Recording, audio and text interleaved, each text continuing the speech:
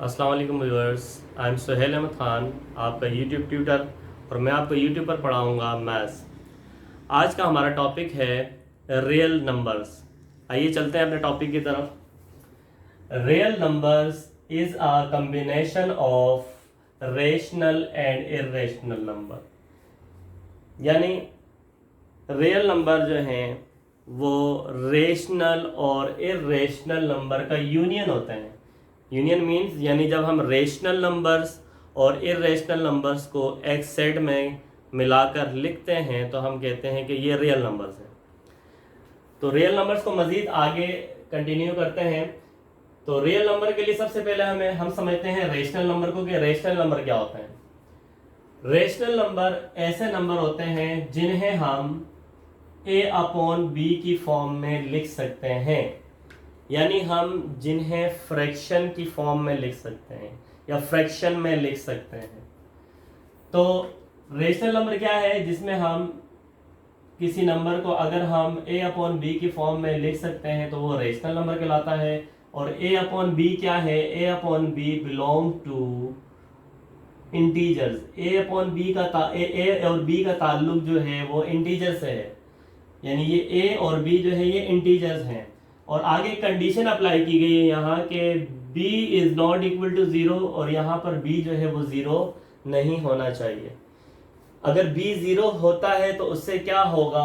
ये इन्फिनिटी बन जाएगा और फिर ये रेशनल नंबर नहीं कहलाएगा। इसी तरह इर्रेशनल नंबर की बात करते हैं।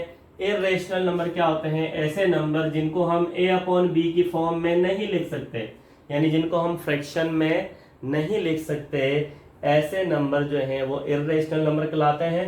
और इनके लिए भी कंडीशन सेम है कि a और b belong to integers and b is not equal to 0।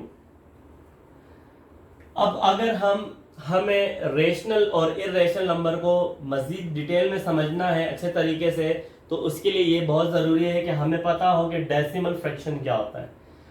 तो डेसिमल फ्रैक्शन एक ऐसा फ्रैक्शन होता है कि जिसको सॉल्व करने के बाद आपके पास आंसर डेसिमल में आए, यानी आशारिया में आए या पॉइंट में आए, तो ऐसे फ्रैक्शन को हम कहते हैं डेसिमल फ्रैक्शन। डेसिमल फ्रैक्शन हमारे पास दो किस्म के होते हैं, एक टर्मिनेटिंग डेसिमल फ्रैक्शन, दूसरा नॉन टर्मिनेटिंग डेसिमल फ्रैक्शन। तो टर्मिनेटिंग डेसिमल फ्रैक्शन को सबसे पहले देखते हैं। टर्मिनेटिंग डेसिमल फ्रैक्शन क्या होता है? ऐसा फ्रैक्शन जिसको जब हम डिवाइड करें, डिवाइड करने के बाद हमारे पास आंसर एक पॉइंट पर आकर खत्म हो जाए। यानी टर्मिनेट का मतलब होता है खत्म हो जाना। टर्मिनेट का मतलब क्या होता है? खत्म हो जाना। यानी जब आपका डिवीजन एक पॉइंट पर आकर एंड हो जाता है, खत्म हो जाता है, तो हम उसे क्या कहते हैं? Terminating decimal fraction. जैसे कि 1/2 को डिवाइड किया 0.5 पे आकर ये फ्रैक्शन एंड हो गया, तो उसका मतलब ये है कि ये क्या है? एक टर्मिनेटिंग डेसिमल फ्रैक्शन है। 1/4 को डिवाइड किया, 1/4 को मैं प्रैक्टिकली आपको समझा देता हूँ यहाँ कि हमने 4 को 1 को डिवाइड किया 4 से। तो सबसे पहले 1 छोटा है 4 बड़ा है, तो हम क्या करेंगे? पॉइंट लगाएंगे और 0 ऐड कर देंगे। 4 का टेबल हम 2 तक पढ़ेंगे। 4 2 ज़ा 8, माइनस किया 2 बच गया, फिर 0 बढ़ा, 4 5 ज़ा 20। अब यहाँ देखें आप कि 4 5 ज़ा 20 के बाद नीचे हमारे पास कुछ नहीं बच रहा, रिमाइंडर कुछ नहीं बच रहा। जब रिमाइंडर कुछ नहीं बच रहा तो उसका मतलब है कि ये फ्रैक्शन 5 पर आकर एंड हो गया। इसका मतलब ये है कि ये टर्मिनेटिंग डेसिमल फ्रैक्शन है, ये टर्मिनेट हो गया।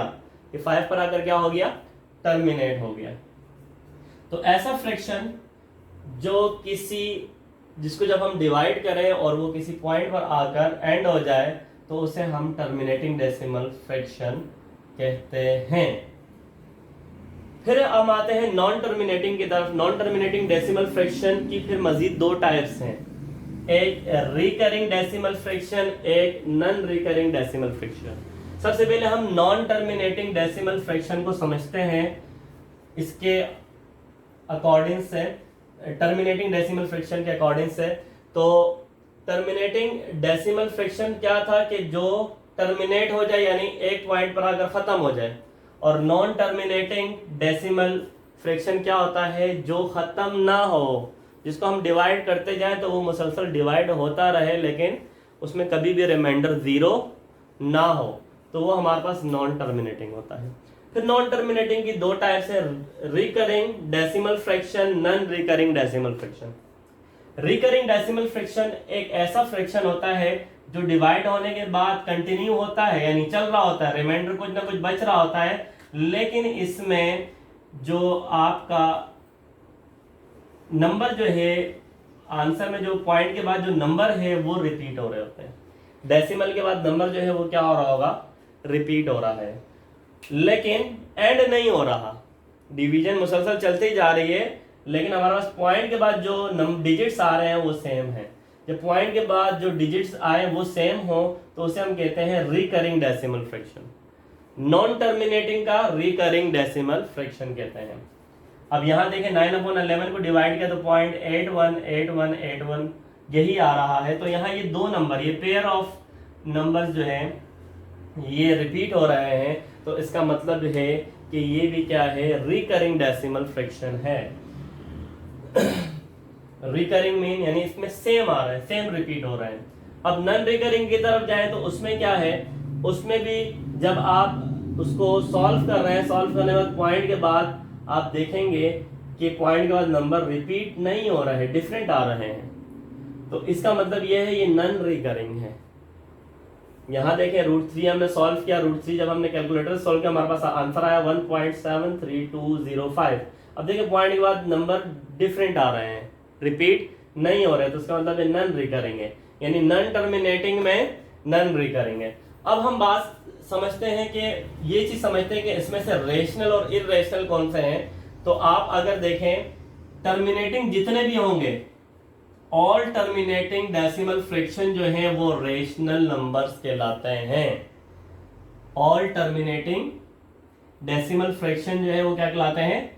रेशनल नंबर कहलाते हैं। नॉन टर्मिनेटिंग में अगर हम देखेंगे तो नॉन टर्मिनेटिंग में जो रिकरिंग डेसिमल फ्रैक्शन है, ये वाले जो रिकरिंग डेसिमल फ्रैक्शन है ये रेशनल नंबर कहलाते हैं, और ये जो नॉन रिकरिंग है सिर्फ और सिर्फ ये जो है इरेशनल नंबर कहलाते हैं। तो आपको समझ में आ गया? यानी टर्मिनेटिंग डेसिमल फ्रैक्शंस जितने भी हैं सारे क्या है? रेशनल नंबर्स हैं। नॉन टर्मिनेटिंग में जो रिकरिंग डेसिमल फ्रैक्शन है वो रेशनल है, नॉन रिकरिंग डेसिमल फ्रैक्शन जो है वो इरेशनल है। यहाँ पर आज हमारा टॉपिक एंड होता है। रियल नंबर्स का टॉपिक हमने समझा, यकीनन आपको समझ आई होगी। अगर समझ आई है तो आप हमारी वीडियो को लाइक करें, शेयर्स करें और हमारे चैनल को सब्सक्राइब करें। Thank you.